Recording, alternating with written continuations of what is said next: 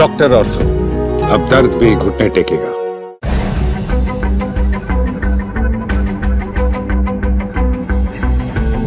बांग्लादेश में स्थिति बद से बदतर होती जा रही है और इतना ही नहीं, राजनीतिक स्थिति भी तेजी से गर्मा रही है। इसी बीच बांग्लादेश में बुधवार को सभी प्रमुख राजनीतिक दलों की एक महत्वपूर्ण बैठक हुई।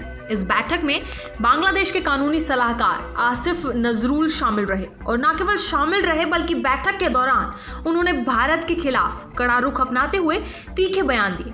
उन्होंने कहा कि बांग्लादेश किसी भी प्रकार के भारतीय प्रोपेगेंडा के खिलाफ एकजुट है और उकसावे का मुकाबला करेगा। बांग्लादेश किसी कमजोर देश की तरह नहीं दिखेगा और वो एकता और बहादुरी के साथ सभी चुनौतियों का सामना करेगा। आसिफ का ये बयान भारत बांग्लादेश संबंधों में तकरार को बढ़ाने का काम करेगा। आपको बता दें कि पिछले कुछ समय से दोनों देशों के बीच सीमा विवाद और दूसरे मुद्दों पर भी मतभेद देखे जा रहे हैं। वहीं बांग्लादेश की प्रधानमंत्री शेख हसीना ने अपने राजनीतिक प्रतिद्वंदी और अंतरिम सरकार के प्रमुख मोहम्मद यूनुस पर जोरदार हमला किया है। हसीना ने आरोप लगाया कि यूनुस बांग्लादेश में अल्पसंख्यक हिंदुओं पर हो रहे अत्याचारों को रोकने में नाकाम रहे हैं। यूनुस ने हिंदुओं के नरसंहार में सक्रिय रूप से भाग लिया था और उनके पिता शेख मुजीबुर रहमान और बहन शेख रेहाना की हत्या की साजिश भी रची थी। इसी बीच उन्होंने 5 अगस्त को ढाका में हुई हिंसा की घटना का जिक्र किया कि कैसे हथियारबंद प्रदर्शनकारियों ने उनके आधिकारिक आवास गणभवन में घुसने की कोशिश की।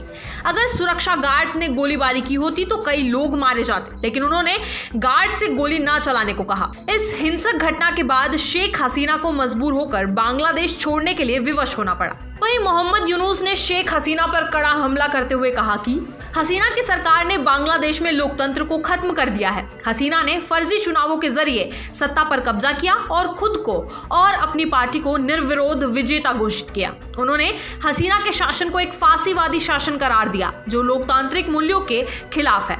इन घटनाओं के बाद बांग्लादेश के अंदर की स्थिति और जटिल हो गई है। राजनीतिक गतिरोध और हिंसा की स्थिति में वृद्धि को लेकर विशेषज्ञों का कहना है कि बांग्लादेश की सरकार को पहले अपने देश की आंतरिक समस्याओं पर ध्यान केंद्रित करना चाहिए। यह भी कहा जा रहा है कि बाहरी प्रोपेगेंडा और बयानबाजी के बजाय बांग्लादेश को अपने आंतरिक संघर्षों, हिंसा और अल्पसंख्यकों पर हो रहे हमलों को रोकने की कोशिश करनी चाहिए। बांग्लादेश की राजनीतिक स्थिति गंभीर मोड़ पर पहुंच चुकी है और अगर इस पर ध्यान नहीं दिया गया तो भविष्य में और भी संकट उत्पन्न हो सकता है। देश में बढ़ती हिंसा और राजनीतिक अस्थिरता दोनों ही बांग्लादेश के विकास के लिए खतरे की घंटी है। इसी तरह के अपडेट्स जानने के लिए बने रहिए चैनल फॉर न्यूज इंडिया के साथ और वीडियो को लाइक, शेयर और चैनल को सब्सक्राइब करना बिल्कुल ना भूलें।